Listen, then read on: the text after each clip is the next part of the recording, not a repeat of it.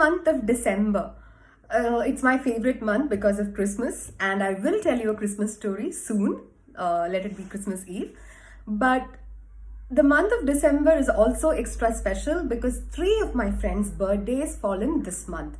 Actually, they are on the 9th, 16th, and 21st, and all 3 of them belong to my former English team at the university that I worked at. So we were the Musketeers. They were the 3 Musketeers of December, and I was the odd one out. But we were the team that made a lot of magical things happen, and I'm so grateful for all of them in my life. Okay, that is Dr. Sandhya Shankar, Dr. Saurabh Singanapalli, and Dr. Vishaka Venkat. And today happens to be Vishaka's birthday. She is a dear friend of mine who's always been there for me whenever I needed, even if it was to scold me or to remind me to get something done. Okay, the 4 of us, we used to call ourselves Miss Epiphany, which was Vishaka, Mr. Obvious, which was Saurabh, and Miss Drama Queen, that was Sandhya, and Miss Direction, that was me. Okay, I miss them all very terribly because I'm no longer there, and I just wanted to do this video to wish them all a happy birthday from me. Today is Vishaka's birthday, and she is an aspiring children's author just like me. We met each other on the first day of our job interview and connected on Harry Potter, one of my most precious loves. So happy birthday, Vishaka, and I am reading one of my favorite stories on friendship called The Other Side by Jacqueline Woodson. It addresses a lot of other things as well. It's a very, very layered story. I hope some of you will go and read it as well. Now, after that very, very lengthy introduction, let me get to the story. That summer, the fence that stretched through our town seemed bigger. We lived in a yellow house on one side of it. White people lived on the other. And my mama said, "Don't climb over that fence when you play." She said it wasn't safe. And that summer, there was a girl who wore a pink sweater. Each morning, she climbed upon the fence and stared over at our side. Sometimes I stared back too. She never sat on that fence with anybody. That girl didn't. And once, when we were jumping rope, she asked if she could play. And my friend Sandra said no, without even asking the rest of us. I don't know what I would have said.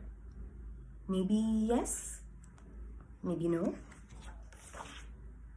That summer, everyone and everything on the other side of that fence, it seemed very far away. And when I asked my mama why, you know what she said? Because that's the way things have always been. And sometimes when me and my mama went into town, I saw that girl with her mama. She looked a little sad sometimes. That girl surely did. And my mom would always say, "Don't stare, it's not very polite." It rained a lot that summer. And on rainy days, that girl sat on the fence in a raincoat. She let herself get all wet and acted like she didn't even care. Sometimes I saw her dancing in the puddles, splashing and laughing in a yellow raincoat and boots.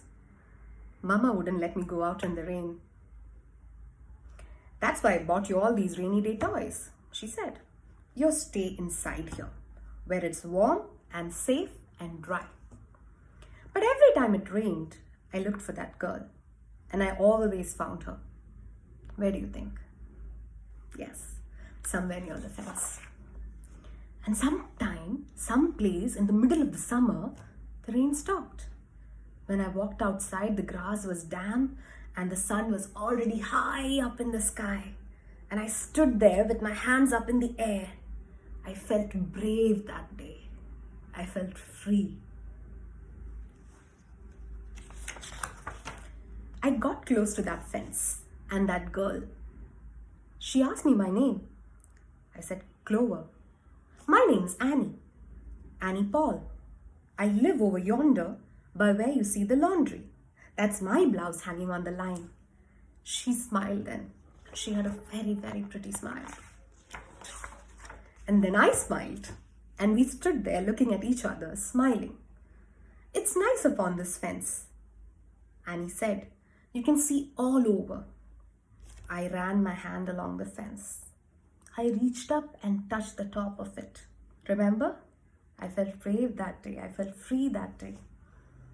And Annie said, a fence like this was made to be sitting on. She looked at me sideways. Fence like this was made to be sitting on. My mama says I shouldn't go on the other side. Like I said, I was worried. But what did Annie say? My mama says the same thing. But she never said anything about sitting on it. Neither did mine, I said. And that summer, me and Annie sat together on that fence. And when Sandra and them looked at me funny, I just made myself believe that I didn't care. Some mornings, my mama watched us. It didn't escape her notice. I waited for her to tell me to get down from that fence before I break my neck or something. But she never did. And one morning she said, I see you've made a new friend. I nodded and my mama smiled. And that summer, me and Annie sat on that fence and watched the whole wide world around us. One day, and Sandra and the others were jumping. Not just jumping, but jumping the rope near the fence. We asked if we could play. I don't care. Sandra was very nonchalant. And when we jumped, Sandra and me were partners, just like we used to be. We were friends again. And when we were all too tired to jump anymore, we sat upon the fence, all of us in a long line. Someday, somebody is going to come along and knock this old fence down, said Annie. And I nodded. Yeah, someday. I know there are a lot of fences that are between different groups of people in this world. And these two children dreamed of knocking down that fence of race. And I do the same for different kinds of fences. And I dedicate this story of beautiful friendship across the fence to my dear friends who helped me break down a lot of fences too. Yeah, so this is to you, Vishaka, Sandhya, and Saurabh. Happy birthday again. I'm so glad you're there in my life. And please, please, please go read this. Bye-bye.